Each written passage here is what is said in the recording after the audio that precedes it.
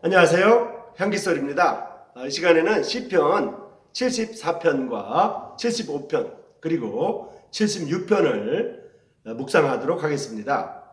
시편 74편은 이스라엘의 수도 예루살렘이 침략되고 파괴됨에 대한 하나님께의 외침이라는 제목이고요. 시편 75편은 악인의 운명이라는 제목을 달았습니다. 또 시편 76편은 전쟁을 지배하시는 하나님이라는 제목을 달았습니다. 자, 이 시편 74편과 75편과 76편은 주로 이스라엘의 수도 예루살렘 그리고 악인들의 운명 그리고 이스라엘 민족의 전쟁을 지배하셨던 하나님에 관한 이야기입니다. 구약의 하나님의 나라는 이스라엘이라는 민족을 통해서 드러났고 그 하나님의 자비와 하나님의 정의가 드러났습니다. 오늘날 교회 시대에 하나님의 정의는 하나님의 교회를 통해서 나타나고 있고요. 하나님의 사랑은 하나님의 교회에서 선포되고 있습니다. 이제 그렇기 때문에 이러한 시편에 관한 내용들은 구약에 있는 하나님의 말씀에 관한 내용들은 오늘날 교회 시대를 살아가고 있는 우리에게도 교훈과 책망과 또 가르침이 되고 있습니다. 자, 그러면 시편 74편을 먼저 묵상하겠습니다. 시편 74편 18절과 19절의 말씀을 먼저 읽어보겠습니다. 여호와여, 이 일을 기억하소서. 원수의 악담을 미련한 인간들이 주님의 이름을 모독합니다. 산비둘기 목숨을 들짐승에게 넘겨주지 마시고 주님의 가련한 백성을 길이 잊지 마십시오. 라는 내용이 시편 74편 18절과 19절에 나와 있습니다. 이스라엘 나라가 적군에게 짓밟혀서 이스라엘의 수도였던 예루살렘에 짓밟히게 되었고요. 그리고 그 예루살렘에 있는 하나님의 성전도 부서지게 된 민족의 비극을 이스라엘은 자주 경험했습니다. 견딜 수 없는 비탄에 사로잡혀서 작성한 이런 시편이라고 볼 수가 있습니다. 예루살렘은 여러 차례 적군의 침략으로 파괴되었기 때문에 주전 586년 느부갓네살 왕에 의한 파괴인지 또는 주전 168년 안티오쿠스 4세에 의한 파괴인지 정확하게 말할 증거는 매우 희박합니다. 마카비 전쟁 시대의 예루살렘 파괴 사건 쪽으로 더 기우는 것이 좋다고 보여집니다. 한 나라의 수도가 적군에게 짓밟히고 그들의 성소가 타버리고 무너질 때 이것을 보는 뜻있는 그 나라의 백성들의 생각은 어떻게 할까요? 시편 74편의 내용 속에는 내가 없고 우리밖에 없습니다. 개인이 없고 민족이 있습니다. 하나님의 백성, 선민 이스라엘의 처참해진 모습을 묘사하고 있는 것입니다. 하나님이여 어찌하여 우리를 영구히 버리시나이까? 라고 외칩니다. 바벨론의 승리를 저주하기 전에 하나님이 왜 자기들을 버렸느냐고 호소하고 있습니다. 예레미야가 그렇게도 그 나라의 정치와 종교와 사회의 지도자들이 하나님의 뜻을 거슬려 종교적 음행과 도덕적 음행을 감행했기 때문에 그 백성을 벌하여 그 화려한 수도 예루살렘과 성전이 무너질 것이라고 그렇게 외쳤건만 이 시편은 그런 예언자의 경고를 여기에 회상하려고 하지는 아니하고 있습니다. 다만 하나님이 왜 이스라엘 백성들을 버렸느냐고 불평하고 있습니다. 어찌하여 하나님께서 친히 먹이시던 이 양떼들을 위해 진노의 불길을 보내셨느냐고 항변하고 있는 것입니다. 예루살렘의 다른 이름은 시온입니다. 이 시온의 자랑은 성전입니다. 온 세계의 자랑거리였던 성소, 이스라엘을 죽을 때까지 인도하실 하나님이 계신 성소, 이 성소가 이제 원수의 발 아래 짓밟히고 말았습니다. 이 대적들은 예루살렘 성소만이 아니라 그 나라를 패망시킴과 동시에 그 땅에 있는 모든 하나님의 성소를 불살하고 말았던 것입니다. 이것을 이 시편은 이야기하고 있습니다. 단순히 그 성소뿐만이 아니라 그 이름을 모독하고 말았던 것입니다. 이제 이스라엘의 영광과 자랑은 대적들의 발 아래에 짓밟히고 말았습니다.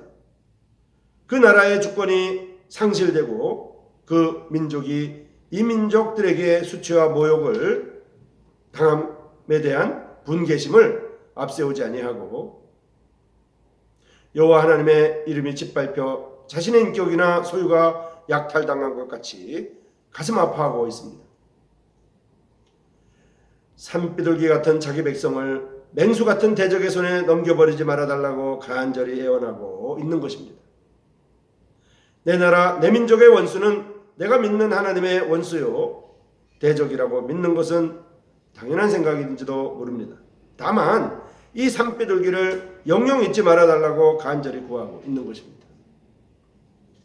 시편 74편은 이스라엘 민족의 수도였던, 이스라엘 나라의 수도였던 예루살렘, 다른 이름이었던 시온, 그 예루살렘이 짓밟히고 그 예루살렘에 있었던 성전과 성소가 회파된 데 대해서 하나님 앞에 간구하고 있는 것입니다.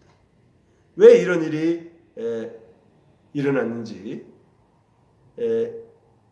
그래서 하나님의 이름이 모독을 당했다고 말하고 있으며 또 하나님께서 이 사실을 잊지 말아달라고 간청하고 있는 것입니다.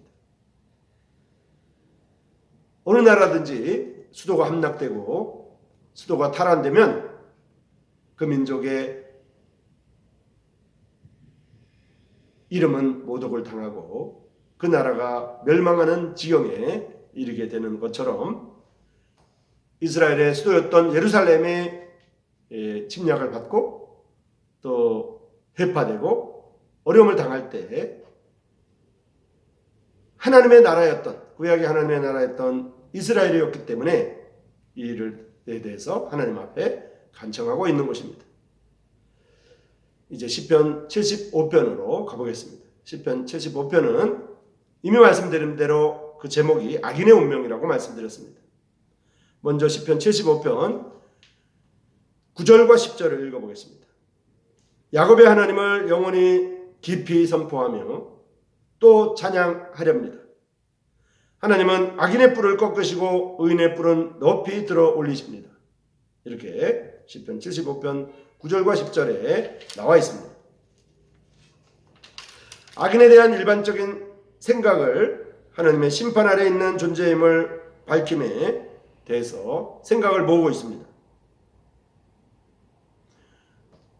악인에 대한 일반적인 생각은 사람마다 다를 수가 있고요.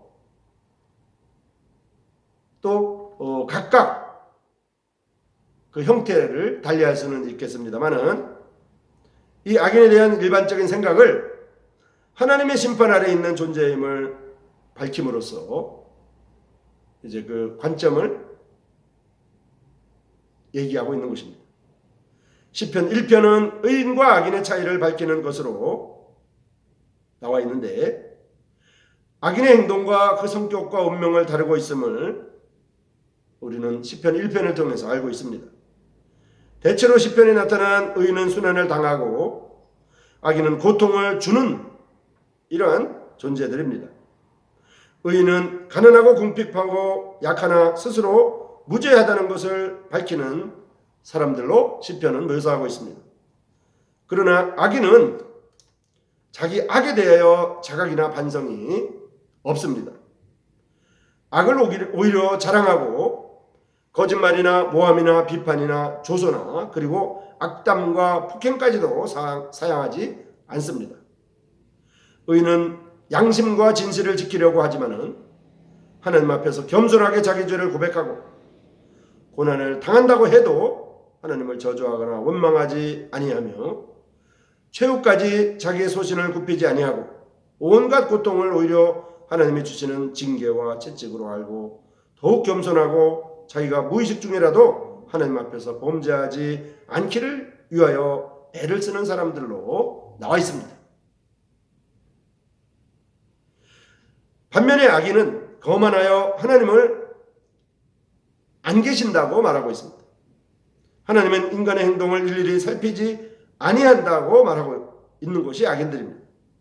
하나님은 사람을 심판할 능력도 없다고 악인들이 말합니다. 하나님은 잊으신다고, 사람들을 잊어버리고 있다고 악인들은 말하고 있습니다. 이렇게 해서 악인들은 자기 악을 정당화하고 있는 것입니다. 그러나 의인은 자기의 억울한 사정을 하나님께 호소하고 일어나 속히 오셔서 자기를 도와서 건져주고 구원해 주시기를 애원하며 자기를 괴롭히는 대적들을 쳐부수고 물리쳐 주시기를 간구하고 있습니다. 괴롭히는 자는 악인이고 순한 자는 의인이라는 단순한 형식의 진리를 시편은 거듭 강조하고 있습니다. 또 이것을 역사에서 보고 또 설명하려 하고 또 이 사실에서 신앙의 본질과 그 성격을 형성시키고 있는 것입니다. 시편 75편은 이러한 것들을 생각할 때 바로 이 시편 25편은 주로 악인의 운명에 대한 것을 집중적으로 생각하게 합니다. 악인은 아무리 그의 힘, 그의 부와 세도를 자랑하고 그의 행복과 출세에서 스스로 만족한다고 할지라도 역사를 지배하시는 하나님은 악에 대한 적절한 보응을 하신다는 것을 분명히 알려주고 있는 것입니다. 하나님의 악을 묵과하지 아니하시고 이것에 대한 보응을 하신다고 하는 것은 하나님의 정의 때문입니다.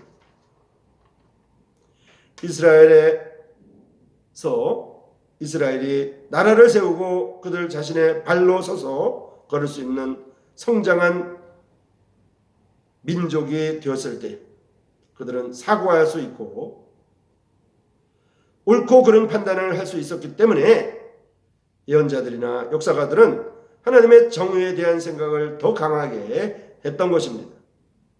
이것은 한 개인으로서나 한 민족으로서 또는 한 나라로서 하나님과 사람 앞에서 지켜야 할 질서의 기초가 정의였기 때문입니다. 공동체의 삶에는 정의가 무너지면 그 기초가 흔들려 무질서와 혼돈에 이를 수밖에 없는 것입니다. 시편 75편은 악인의 운명에 대해서 말하고 있습니다. 시편 75편은 시편 1편이 의인과 악인에 대해서 각각 정의하는 데 반해서 시편 75편은 주로 악인의 운명에 대해서 말하고 있는 것입니다. 악인과 의인의 이분법적인 이러한 설명에 있어서 특별히 악인들은 하나님이 계시지 않는다고 한다든지 하나님이 어디 계시냐고 한다든지 하나님은 사람들의 일들을 잊어버린다고 한다든지 하나님은 인간의 일을 일일이 그렇게 간섭하지 않는다고 한다든지 그리고 하나님은 사람을 심판할 능력이 없다고 한다든지 이렇게 말하는 악인들에 관해서 소상히 말하고 있는 것입니다. 이제 시편 76편으로 넘어가겠습니다. 시편 76편은 전쟁을 지배하시는 하나님에 관한 말씀입니다. 먼저 시편 76편 6절을 보겠습니다. 야곱의 하나님이여 주님께서 꾸짖으실 때에 병거와 말이 잠을 잡니다. 이렇게 말하고 있습니다. 주님이 꾸짖으시면 전쟁의 도구로 사용되었던 병거와 말도 잠을 자기 때문에 하나님께서 전쟁을 전적으로 주관하신다는 그러한 내용이 됩니다. 전쟁의 경험은 어느 나라나 어느 누구든지 아픕니다. 전쟁의 경험은 슬픕니다. 이스라엘의 백성들은 본의 아니게 이 슬프고 아픈 경험을 언제나 당해야만 했습니다. 그들의 지도자나 백성이 영토를 확장하고자 하는 전쟁도 아니었고요. 그들의 악한 지배자가 있어서 자기의 권력을 확장시키려고 또는 자기의 권력을 영구화시키기 위해서 전쟁을 경험하게 한 것도 이스라엘의 전쟁들에는 적용되지 않습니다. 그들은 공격전을 가짐보다는 항상 수비전을 행해야만 했습니다. 큰 나라들 사이에 놓여진 지리적 악조건이 그들로 하여금 슬프고 괴로운 전쟁의 경험을 하게 했습니다. 지리적 여건에서만이 아니라 그들의 역사적 여건도 그들이 본의 아니게 전쟁의 와중에 휩쓸려 들어가게 되었던 것이고요. 그렇게 전쟁에 휩싸여 들어갔던 것이 한두 번이 아니었습니다. 모압 땅을 통과하여 가나안 땅으로 들어가자고 하니 모압과 싸워야만 했고요. 가나안 땅에 거점을 잡아야 하니 여리고와 아이성을 공격하는 싸움을 해야만 했고요. 그리고 가나안 땅에 정착을 하려고 하니 사사 시대에 경험한 바 많은 국부전을 해야 했습니다. 또한 팔레스타인의 새로운 침략과 블레셋의 지배하에 들어가려 하지 않으려고 하니 오랜 세월 동안 블레셋과 싸움을 해야만 했습니다. 블레셋은 오늘날 팔레스타인 자치기구를 우리가 생각해 볼 수가 있는 것입니다. 그러나 왕국이 세워지고 하나님의 독립국가로서 존립하려고 하려 보니까 주변의 큰 나라의 침략은 막아야만 했고 또 그 큰 나라를 대항하려는 작은 나라들과의 연합군도 결성해야만 했습니다. 이렇게 팔레스타인을 중심한 고대 역사가 이스라엘로 하여금 전쟁을 하게 만들었던 것입니다.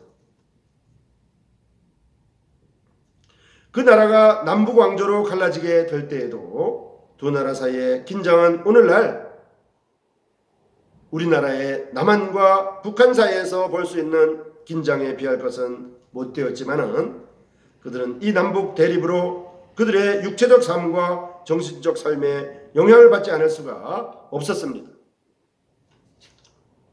많은 전쟁 경험에서 얻은 고통과 비애의 경험은 그들의 신앙에까지 영향을 주게 되었습니다.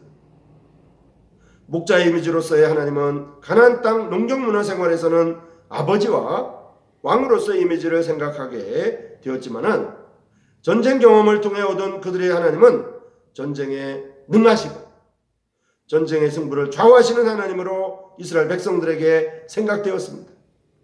여호와 하나님은 전쟁을 지배하시는 하나님이요 경건한 이스라엘에게 항상 승리를 가져주시는 그러한 구원의 하나님으로 이해되었던 것입니다. 천만인이 나를 둘러치려 해도 나는 두려워하지 아니하리라고 시편 3편 6절에서 말하고 있습니다. 또는 군대가 나를 대적하여 진을 칠지라도 내 마음은 두렵지 아니하며 전쟁이 일어나 나를 치료할지라도 내가 오히려 안녕하리라고 시편 27편 3절에서 나와 있습니다. 이러한 것들은 바로 여호와 하나님을 전쟁에 능하신 하나님으로 믿었기 때문입니다. 시편들이 하나님은 나의 성체, 하나님이 나의 반석, 하나님이 나의 피난처, 하나님이 나의 방패, 하나님이 나의 구원 등으로 여호와 하나님이 전쟁을 주관하여 이스라엘에게 승리를 주시는 신앙의 기초가 됨을 고백하고 있는 것입니다. 저가 땅끝까지 전쟁을 쉬게 하시며 활을 꺾고 창을 끊으며 수레를 불사르시도다 라고 시편 46편 9절에도 나와 있습니다. 자, 이제 시편 76편이 가지고 있는 기본적인 신앙도 하나님께서 전쟁을 좌우하시는 분이라고 말하는 것입니다. 병거가 굴러야 싸움을 하고 말은 뛰어야 전쟁에 이길 수 있지만은 이 병거와 말을 정지시키는 분은 하나님이심을 말하고 있습니다. 야곱의 하나님이요 주님께서 꾸짖으실 때에 병거와 말이 잠을 잡니다. 라고 서두에서 우리가 6절의 말씀을 읽었습니다. 다윗의 용맹, 솔로몬의 지혜가 아무리 훌륭한다고 할지라도 싸움을 중지시킬 수 있는 힘은 가지지 못했습니다. 오직 하나님만이 전쟁을 중지시킬 수 있는 능력을 가지고 계심을 말합니다. 도움을 구하러 애굽에 내려가는 자들은 화가 있으리라. 그들은 말을 의뢰하며 많은 병거와 마병의 강함을 의지하고 이스라엘의 거룩하신 자를 앙모치 아니하고 여호와께 구하지 아니한다고 이사야 31장 1절 2절에서 말하고 있습니다. 화살과 방패와 칼과 같은 옛날에 전쟁에 없어서는 안 될 무기도 무력하게 만드시는 분이 바로 하나님이시라고 말합니다. 뿐만 아니라 아무리 전쟁에 능하고 강한 용사라고 할지라도 잠을 자고 손을 움직이지 못할 만큼 무력하게 만드시는 분도 하나님이시라고 말하고 있습니다.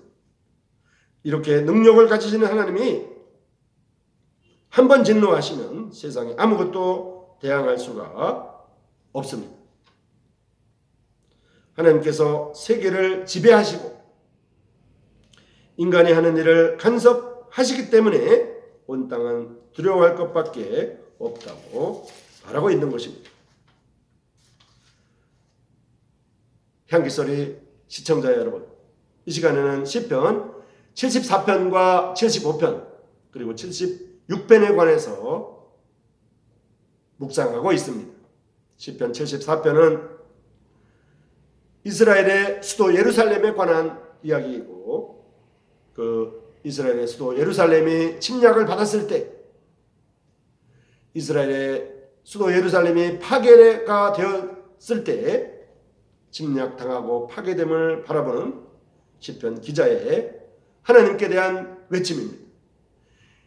이스라엘의 수도 예루살렘이 파괴되고 그 시온이 회파되는 것은 이스라엘의 자존심이 손상되는 것이며, 이것은 바로 하나님의 이름으로 세워진 나라 이스라엘을 모독하는 길이라고 말하면서 이스라엘 백성들의 자존심, 더 나아가 하나님의 이름이 높임을 받으실 수 있도록 하나님께서 예루살렘을 지켜달라고 간청하고 있는 것입니다. 시편 76편은 전쟁을 지배하고 계시는 하나님, 이스라엘이라고 하는 구약의 하나님의 나라가 주변 나라들로부터 공격을 당하고 회파되게 될 때에 그 전쟁에 능하신 분은 바로 하나님이시고, 전쟁을 주관하고 전쟁을 끝낼 수 있는, 또 전쟁을 승리로 이끌 수 있는 분은 바로 하나님이시지 인간의 힘이 아니고 어떤 병거와, 전쟁의 도구였던 병거와 그 말의 힘이 아니었다라고 하는 것을 말하고 있는 것입니다. 그래서 시편 74편은 이스라엘의 수도 예루살렘을 지켜달라고 하고, 시편 76편은 이스라엘의 모든 전쟁에서 이스라엘을 이기게 하시는 분은 바로 하나님이라고 하나님을 말하고 있는 것입니다. 그리고 시편 75편은 모든 악인들의 운명에 대해서 말하고 있는데, 악인들은 말하기를 하나님이 없다, 하나님은 사람들의 일을 일일이 간섭하지 않으신다, 하나님은 사람의 일들을 다 잊어버리셨다, 이렇게 말할지라도 그 악인들에 대한 운명은 바로 하나님께서 결정하신다고 하는 것을 말하고 있습니다. 자, 이 시간에는 시편 74편과 75편, 76편을 통해서 구약의 하나님의 나라였던 이스라엘 민족의 이야기, 이스라엘 민족의 그런 시편들을 보았습니다. 이것이 오늘날 교회 시대를 살고 있는 우리에게도 동일한 교훈이 되고 동일한 가르침이 되는 것입니다. 오늘날 교회는 우리 주 예수 그리스도의 이름으로 모이고, 우리 주 그리스도의 이름이 손상을 받지 않도록 죄가 들어오면 물리치고, 또 성별하고 성결하며 그리스도의 아름다운 빛을 선전하는 도구들로 하나님께서 우리를 부르셨기 때문에 우리는 하나님의 이름이, 우리 주 예수 그리스도의 이름이 높임을 받기를 원하고 있는 것입니다. 그래서 주님의 이름으로 모이고 주님만이 우리의 구주가 되심을 선포하는 이 일을 우리가 감당하고 있는 것으로 말할 수 있습니다. 여러분 고맙습니다.